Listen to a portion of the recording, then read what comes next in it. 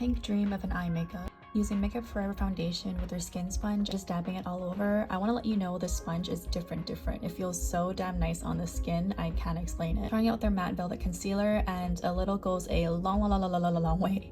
I used a little too much, so I had to blend that into oblivion, melting with my fingers into the skin first, then with a damp sponge, and then a brush for good measure.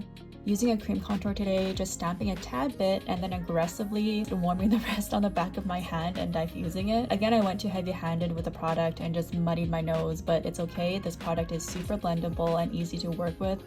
Thanks, Huda! I've been using this brow pencil from Lawless just because I love the browns that they make. It also has a soft texture that matches its name, which is the Soft Brow Fill Pencil. I love it when they sell what it exactly is.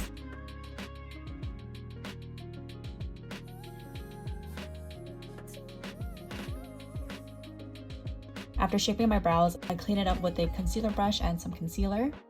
As you know with shadows, if you have a white base, it makes the colors pop more. So I'm applying that with my fingers and getting it where all the shadows are going.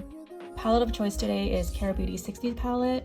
I've been grabbing this a lot lately. This brand's shades are really nice. Working that pink in the inner corner and extending it all the way up towards my brow and stopping before the bridge of my nose.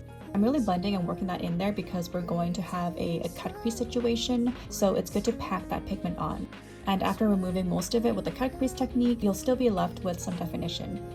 Adding some more shades of pink for variety and depth, again just working it all in the same area, then taking it right underneath the brow and diffusing the rest on the entire lid. That light pink on the lid will be a transition for later.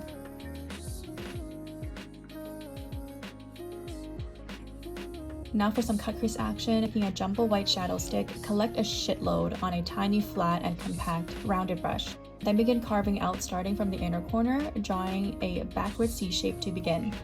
Don't worry if it starts mixing into the pink. Wipe any pink that's collected on the brush on some tissue and then just keep saturating that white on the brush again and repeat, going over the same area.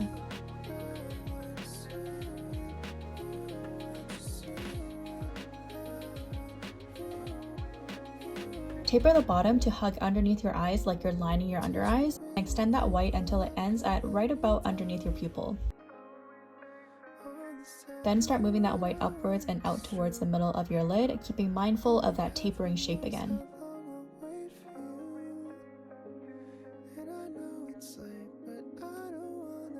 Now cleaning off that brush, pack on white shadow and once again pack that over where you just carved out with that white.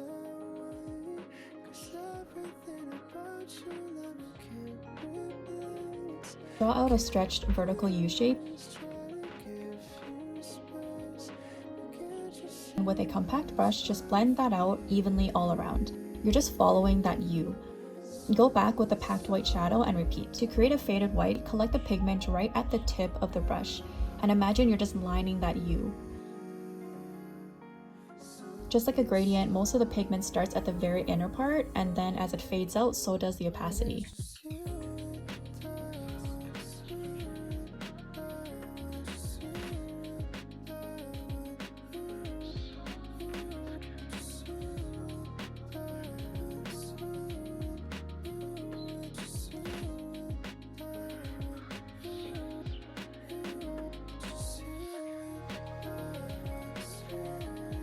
With a small blending brush, pick up some of that pink and blend all around the white.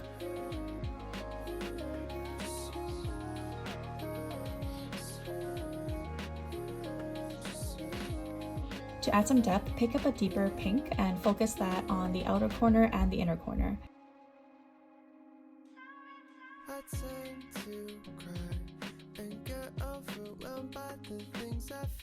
Finally, add some shimmer in the middle with your fingers. If you want it to be less pigmented and the shimmer or glitter to be more sporadic, use a fluffy blending brush.